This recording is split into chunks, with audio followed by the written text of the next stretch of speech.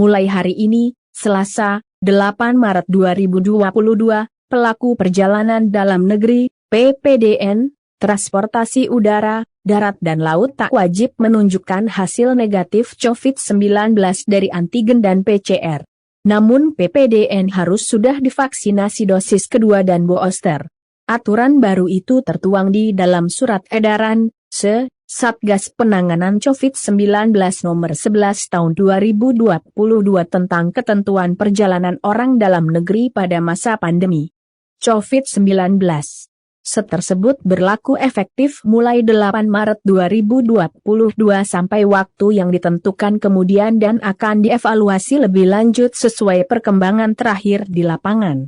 Pelaku perjalanan dalam negeri, PPDN, yang telah mendapatkan vaksinasi dosis kedua atau vaksinasi dosis ketiga, booster, tidak diwajibkan menunjukkan hasil negatif tes RT-PCR atau rapid test antigen, demikian bunyi Satgas Penanganan COVID-19 11/2022 yang diterima Kompas.com, Selasa, 8 Maret 2022.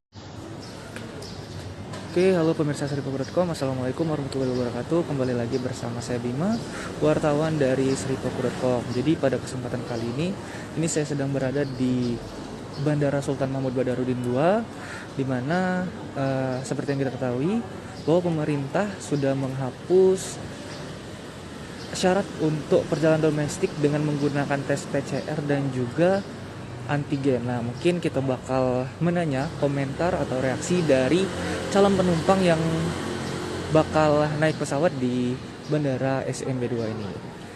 Nah, ini kita sudah bersama lu Mas, dengan Mas siapa Mas? Agung Mas. Mas Agung, ini mau tujuannya kemana nih Mas? Saya mau tujuan ke Papua. Ke Papua. Oke, ini kerja atau gimana Mas? Kebetulan kerja. Jadi Mas sudah dapat informasi kan Mas? Sudah. Mengenai tes PCR dan antigen yang jadi syarat itu dihapus Mas. Gimana Mas komentar Mas mengenai hal itu Mas? Jadi kalau menurut saya membantu sekali, karena kesulitan selama ini kalau dalam perjalanan itu kan kita harus menyertakan surat antigen atau PCR yang menyatakan kalau kita negatif dari corona. Kadang kan kita kalau sudah beli tiket dan lain-lain tapi ternyata hasilnya positif, itu kan bisa menghambat perjalanan. Jadi kalau menurut saya ini sangat membantu sekali. Sebelumnya Mas, sebelum dihapusnya syarat ini, apakah sering bolak-balik dari Papua Palembang atau gimana itu? Sering. Itu masih harus menggunakan tes gitu Mas ya? Iya.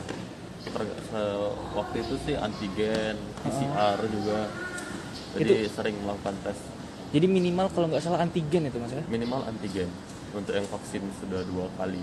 Tapi kalau yang vaksin 1 kali itu kalau nggak salah PCR. Oke. Jadi Mas, menurut Mas nih, jadi dengan adanya penghapusan syarat ini bisa membantu ya Mas ya untuk mempermudah para, terutama Mas kan sebagai pekerja nih Mas. Ya. Nah, para pekerja yang bolak-balik gitu ya. Betul sekali. Mungkin Mas ada harapan apa Mas ke depannya tentang